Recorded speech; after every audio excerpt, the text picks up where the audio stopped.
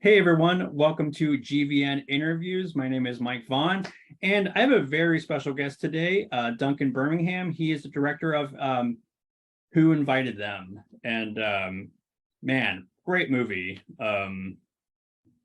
Thank you, Mike. Thanks for inviting me.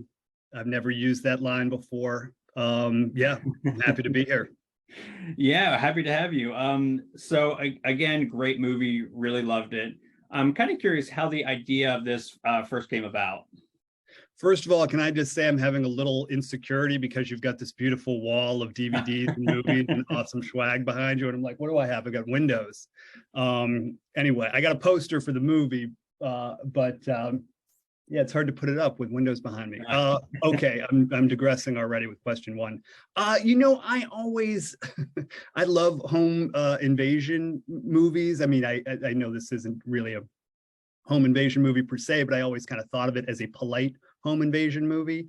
And I love to throw parties. I love to go to parties. It always seemed like, and I've been in that experience where you've been at a party and you've been like, who are those people? And I just thought there was something interesting and funny and also a little potentially scary about a couple who has a party and they don't recognize one pair of the guests. That was an idea I had for quite a while. I didn't know if it was a comedy or a horror movie. Ended up writing something that was hopefully feels like a little bit of both.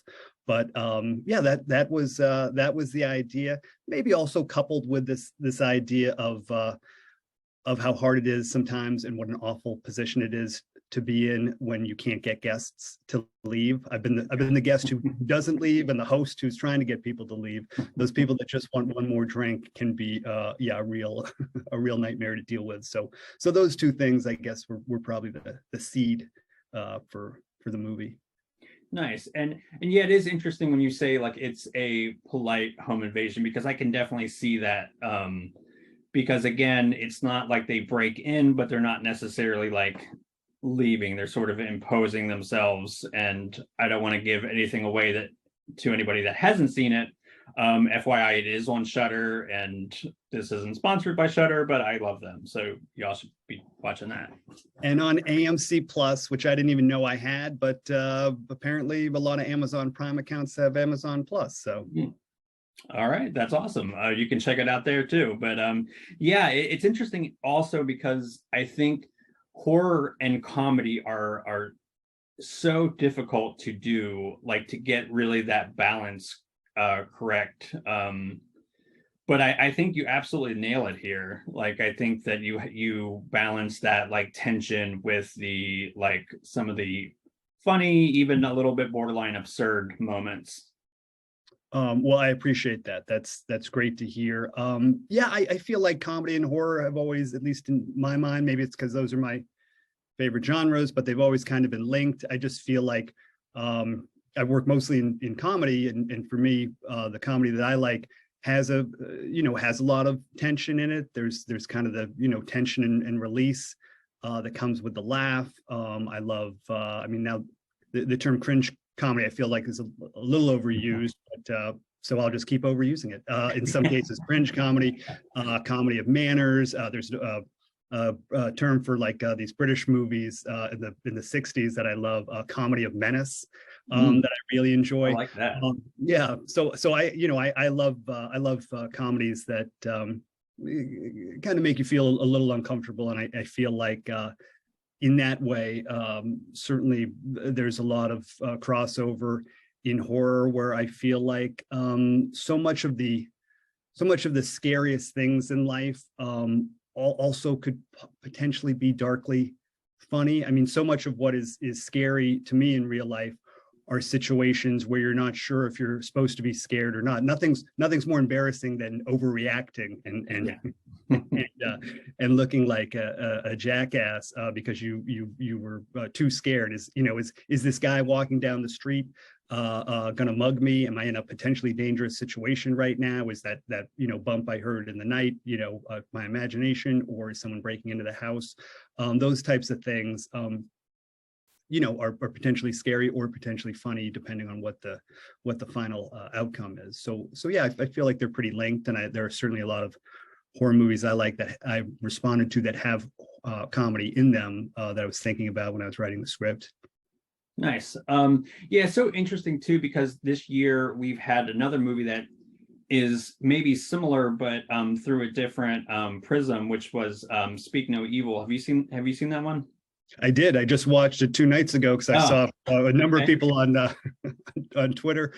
So a couple of people were like, "Hey, if you like Speak No Evil, but it's too dark, maybe check out Mm. Who Invited Them." Or people who were like, "If you watched Who Invited Them, but you want something like better, see that." I was like, "Okay, everybody." There were different combinations of either criticism or compliment. Mm. So yeah, I rushed right to that movie, which was very much up my alley, and obviously certainly saw a lot of the same strands of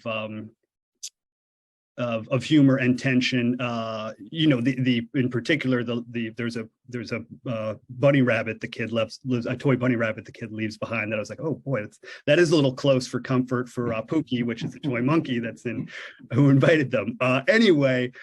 Yes, very, very different third acts. Really interested. I haven't had a chance to look up that filmmaker, but very interested in what he does next, and really dug that movie for sure.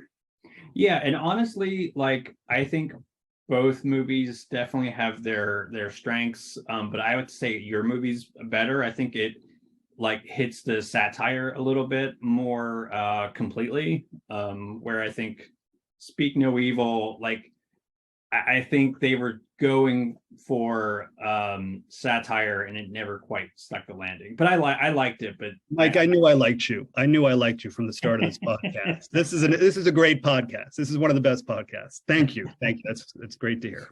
See, you heard it here first. The Mhm. best. Love it.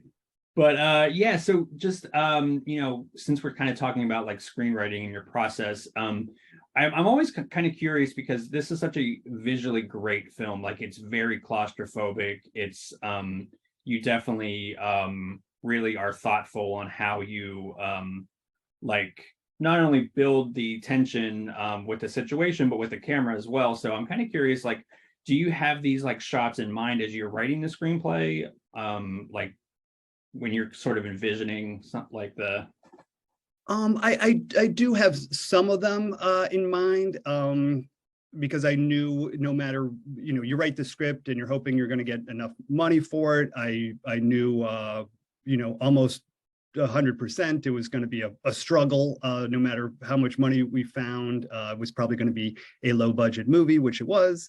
So you want to at least have some things in the script that you can lean on for when you're shooting, that are going to be able to like kind of start you off in a scene, and it's going to be economical, and just to give myself ideas as a first time feature director, some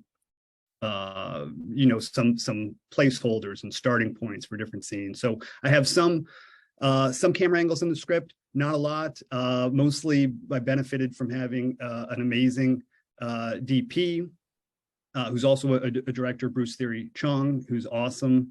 And it was great working with him, and also his partner in life, Chananon, who's also worked on the film too. And they kind of double teamed it and were great. We didn't have a ton of prep time, but I had a lot of time, just on my own before, we kind of crewed up putting together a lookbook, a limited amount of storyboards to talk with them about, and kind of talk about, what were the shots that we needed, what were the shots that if we had time we could get, and what were like the kind of bonus shots if we, really were ahead of schedule that we could try and get. And they were amazing in terms of just pushing me to think in terms of like, what were the shots that we could get that would kind of increase the tension, and certain things about cinematography and storytelling that they pointed out to me that I never would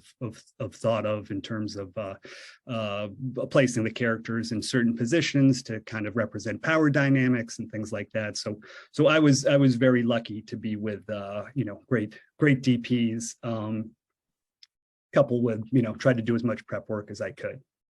Nice. And I've heard this very like a lot, where you want to have a plan, but then you also want to have the freedom or flexibility to maybe pivot or try something that you didn't necessarily like have in mind.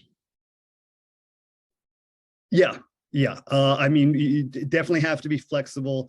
There were certain scenes. I mean, two of my favorite scenes in the movie are very quiet scenes, between Adam, who's played by Ryan Hansen, and Margot, who's played by Melissa Tang, and they take place at like the end of the night. One's after the party scene, it's just the two of them, and one is after their Sasha and Tom leave, and they have these quiet kind of romantic scenes together. And those were at the end of the shoot, probably like 4 a.m, really rushed. Everyone's exhausted, and the actors were so great and kind of used the fact that, at least I think they used it, the fact that they were exhausted, and that kind of feeling of that end of the day exhaustion, and kind of channeled it into those scenes. And they're like these quiet, very sweet, very romantic scenes where when I watch it, I'm like, oh, they just feel like such a real couple. Those scenes were not particularly like maybe what I had pictured, but they were better in my mind. So yeah, pivoting's important.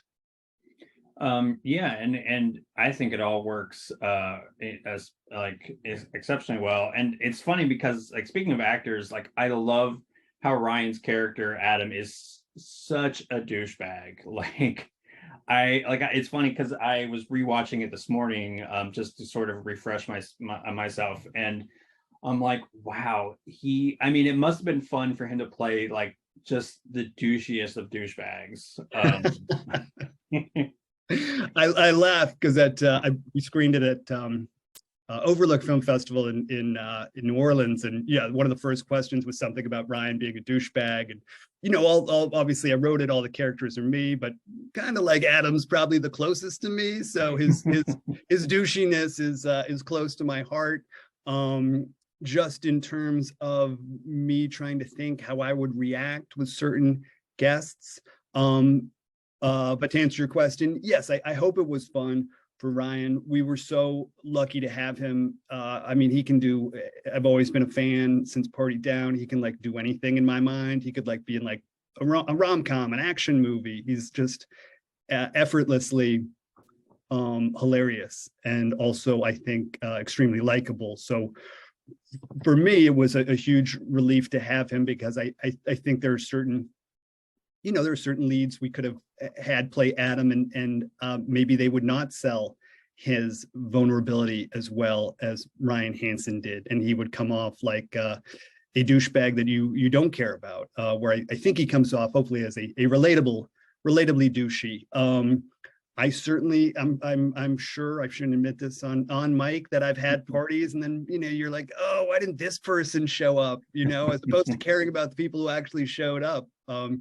So I his ambition really, the Adam character, his ambition is really his the sin, I feel like, that kind of lets the demons in this case, which is these kind of oddball neighbors. So I feel like he has to be a little douchey for the story, but I also hope he feels relatable enough in his douchebaggery.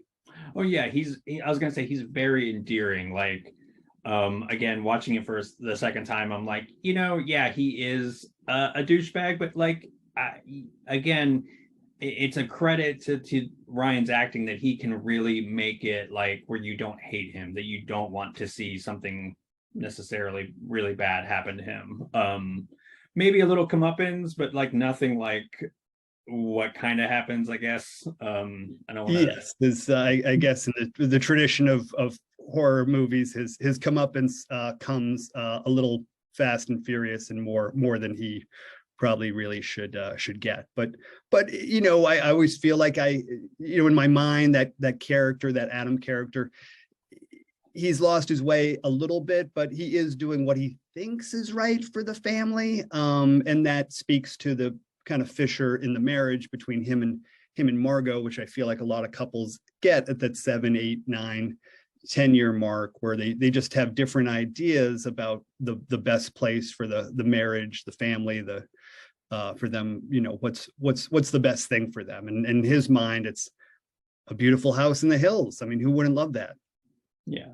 Yeah, and I love how each couple is very again endearing, very relatable. But I love how they're beautifully flawed people, and I like how that you take that and sort of like play with that and weave it into like the central conflict. Well, thank you.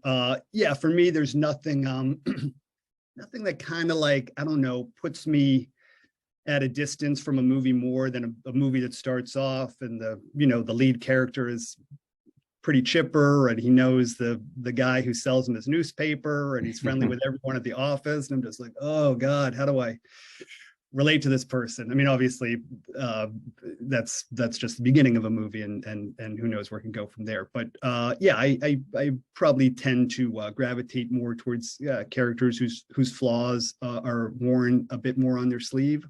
And I feel like for Melissa's character Margot, she can be, as Tom says in the movie, a tough nut to crack, a little standoffish, but hopefully her flaws are relatable as well, and are kind of the reasonings behind them are kind of brought out by these neighbors, Tom and Sasha, when they come over and start to needle this couple, and we get a better idea of why Margot is standoffish, and even why Adam is so like such a golden retriever and so eager to be liked by everyone.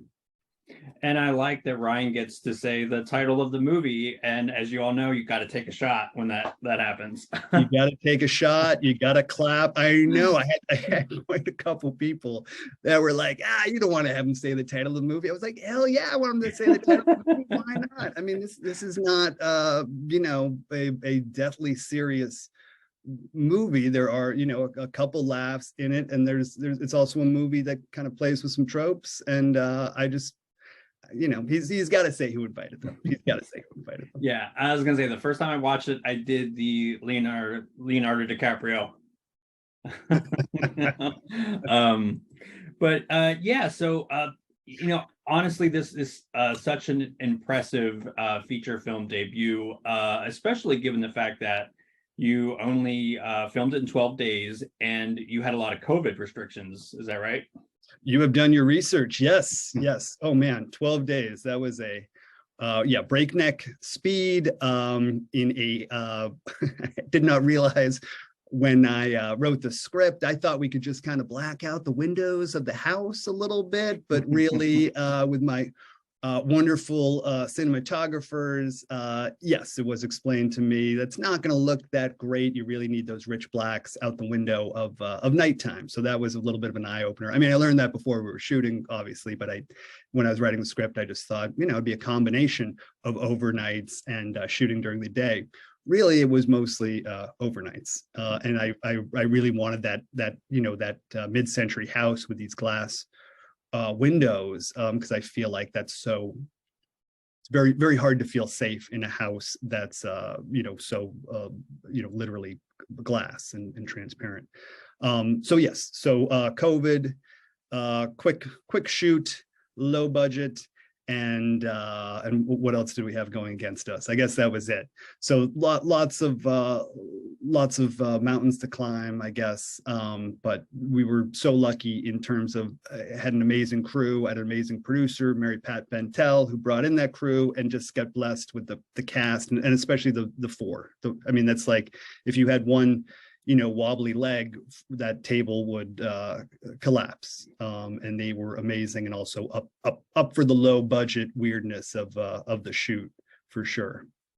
But nice. Yeah, there were people's faces, like crew members' faces. I joked when we had the premiere screening, like people I didn't know had mustaches. I was like, oh my God, I didn't know you had a chin. Like I was sitting next to you at the monitors for 2 weeks, but most people really had to keep their masks on. Yeah, and this must have been a heck of a good time to see with an audience finally. As you mentioned, it was screened at a couple different pretty prominent festivals. It was our window for being able to screen at places was very short. So we were very fortunate to play just the Overlook and now I'm spacing Fright Fest UK, I think it is. I didn't go to London because our screening, our kind of big cast and crew party screening was here a few days later. And again, I was scared to go there and like get COVID or get stuck there and miss the screening back here. So would have loved to been there, but I was in New Orleans and it was really fun. It was so fun. And I was worried because, yeah, as you know from seeing the movie, it's not it's not a traditional horror film. I didn't know if it would, I don't know. I didn't know if it playing at a horror festival, if people would accept it or like it. And the crowd at Overlook couldn't have been better and was awesome. And people laughed and murmured when they, got something and shook their head. Like, someone was like, no, when Adam's character walks across down the street to the neighbor's house, which I really loved. So it was really, really fun to see it with a crowd and great to see it. We played a Lemley Theater here in Hollywood, and that was a blast too. And I hope, even though it's on Shudder, I don't know, that we can still have maybe a couple screenings as well around town. And things like that. No, it's a really fun theater movie. I can almost tell from reviews like who watched it at a festival with a theater and who watched it alone. Yeah. Yeah, absolutely. Unfortunately, I couldn't make any of the like festivals, but like I tried to like watch it alone in the dark, really like try to get that atmosphere as much as possible. So I was checking out your IMDb and I noticed there wasn't anything upcoming. I really hope that you're, going to be really sticking the knife in, Mike. You're really sticking the knife in. Hopefully there's something upcoming. Still dealing with the movie a bunch, but yeah, in terms of what I'm working on, I think I mentioned I work mostly in TV. So pitching some shows, got two TV ideas that are in the, they'd be kind of dark half-hour comedies, but more importantly, or at least more importantly to me, working on a script that is a feature that would be the Who Invited Them follow-up. It's a slasher movie that also has a rom-com element. So there is some horror, there is some comedy. And I mean, I would love to put together as much of the crew from Who Invited Them as would work with me again. That would be great. So the script is it's been challenging to write so far, but it's getting there. And then we've also had a couple light preliminary discussions about maybe a Who Invited Them sequel. I do have what I think is a great idea. We'll see. Let the masses decide. A nice little tease, though. Maybe there's a possibility. I mean, it's honestly like I was, like I said, so impressed. Usually, you can tell. Like I can watch a movie and not necessarily like before I even look their IMDb page up, I can say, oh yeah, this guy's made 20 movies before, or he's made his first movie, and it's kind of shows. But honestly, like I've seen this in other reviews, but it just feels like you've done many feature films before. Like it's so like polished and together. Well, that's great. It really speaks to the team that I had, who were very supportive. Yeah, I've done a bunch of, like I said, worked in TV, and when I write for TV, also in most cases work on the production side too. And then have done a bunch of shorts, usually things that are taking place like, in my bedroom or living room with whoever is available that weekend. So very, very low budget shorts, but those, were still great training grounds. And a lot of the lessons I learned in that were put into the movie. But yeah, it was, people really trusted me on this. So I hope the cast and crew liked it. Seemed like they did at the screening. So I feel like they're happy, which makes me happy. That's awesome. So final question, let's say a big studio gave you a blank check and said, make your dream project. What would that be? Oh man. Well, I mean, would it be the movie it would probably be the movie I'm writing now, because it's although the movie I'm writing now, I am writing it to be a movie that's not too high budget. But there is a movie that I was shopping around for 2 years called Almost Genius. That is a very artsy dramedy. So maybe I might take the studio money and make that movie, since I feel like that's a very hard one to get financed, and then still work on the slasher rom-com, which I think someone will finance. Yeah, if they're writing me a blank check to just get weird, I'm gonna dig up the artsiest thing I have, which would be that. Yeah, like and they would be so incredibly disappointed. This would I would basically be packing up and leaving Los Angeles after. But I feel like that's what those blank checks are for, right? Those big things. Yeah. I mean, just go full David Lynch, Ken Russell, just really get weird. Mm-hmm. I was just saying, I was looking at the Criterion Collection lineup of Halloween movies, and I was like, oh, I've seen Lair of the White Worm. I'm excited to watch that one. Oh yeah. Oh my gosh, I love it. Have you seen Gothic? I know it's a little. Oh, I haven't seen Gothic either. Oh, that's a great one. Yeah, what was that movie? Listomania I just saw for the first time, which was wonderfully weird. And I highly recommend that as well. It's about List, but it also happens to have vampires in it. Oh, all right. And that's the list as well. Yeah. Yeah, awesome. Again, that sounds all really amazing, and you all should check out Who Invited Them. Again, it is on Shudder right now. You said it's on AMC Plus. Yeah, AMC Plus. Seems like most people who have Amazon Prime have AMC Plus. I don't know how the business works. I'm just, I'm just here. But yeah, it's on that too. Yeah, watch the movie if you like it. There are so many places to leave a review that I was from Shudder to Amazon to Rotten Tomatoes to IMDb. Yeah, leave a review or tweet at me if you dig it. And yeah, thanks for checking it out, and thanks for your kind words about the movie. Oh yeah, absolutely. Thanks for stopping by, and again, check that out. It's a really fun movie. I dug it a lot. I've seen it like 3 times now, so you should as well. Great. Oh, okay. I might text you some questions. I'd love to ask some questions about repeat viewing thoughts. Yeah. Absolutely. Cool. Well, yeah, thanks for having me. All right, thank you.